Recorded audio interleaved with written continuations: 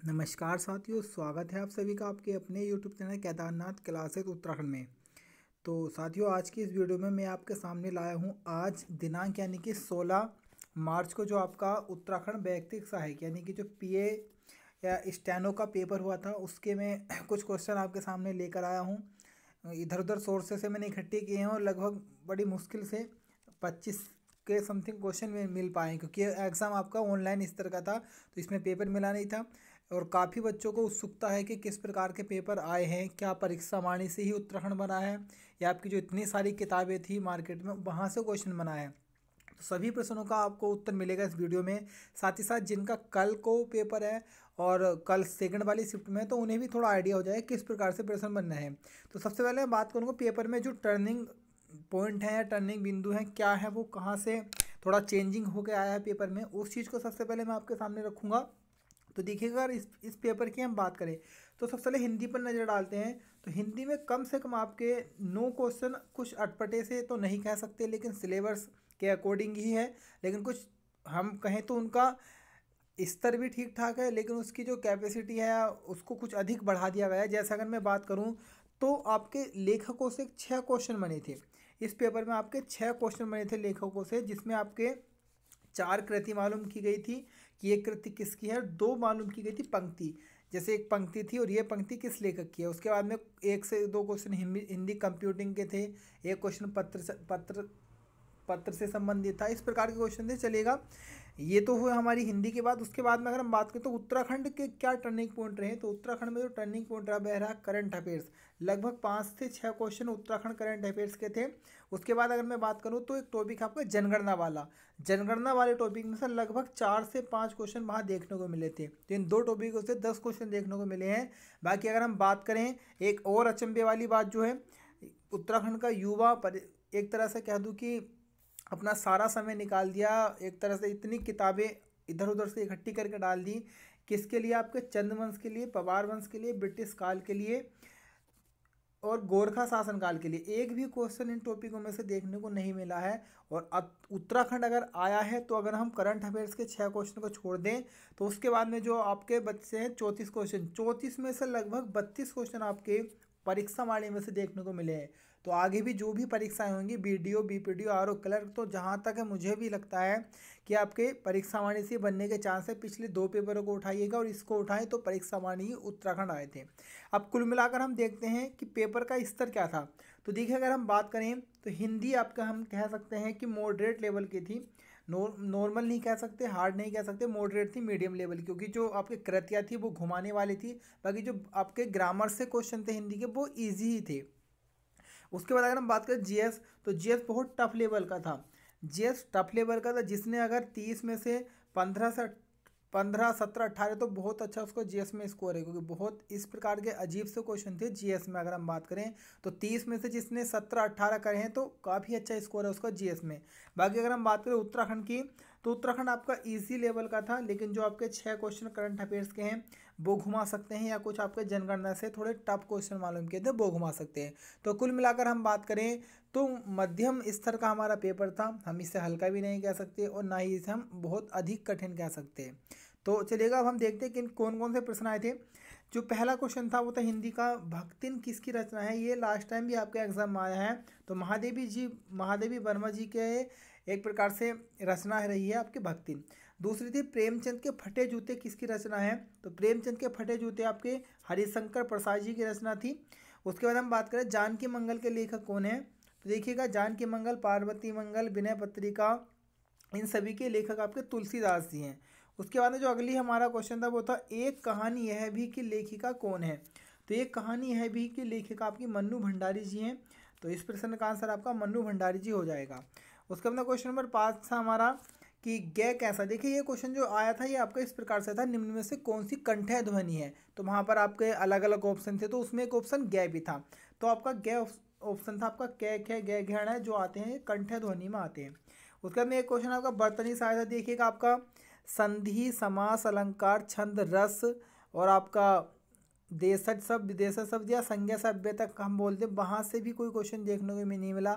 उसके बाद में आपके वाक्य भेद से नहीं मिला। लेकिन हाँ, ऐसा नहीं कि आगे नहीं आएंगे, क्योंकि एक बात बताइएगा, 20 क्वेश्चन तो रखने होते हैं और इतना बड़ा टॉपिक है हिंदी का, तो वो किसी भी शिफ्ट में रख सकता है। ऐसा नहीं कि अगर इसमें अगर इस यहाँ से नहीं आया तो अगली शिफ्टों में भी नहीं आएगा।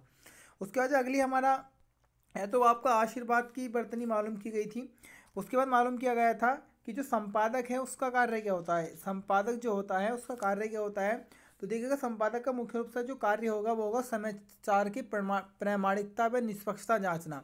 यानी कि कोई समाचार आया है उसको अच्छे से देखेगा, क्या उसमें त्रुटि है, या उन त्रुटियों को समाप्त करके, उन त्रुटियों को ख़त्म करके और अच्छा पूरा बनाकर उसको, उसके बाद ही वह पेपर छपता है। तो मुख्य रूप से क्या है, ऐसे भी आ सकता है समाचार की प्रामाणिकता पर निष्पक्षता जांचना, या ऐसे भी आ सकता है कि समाचार पत्र की त्रुटियों को सही कर कर उसके बाद उसको छापा जाता है।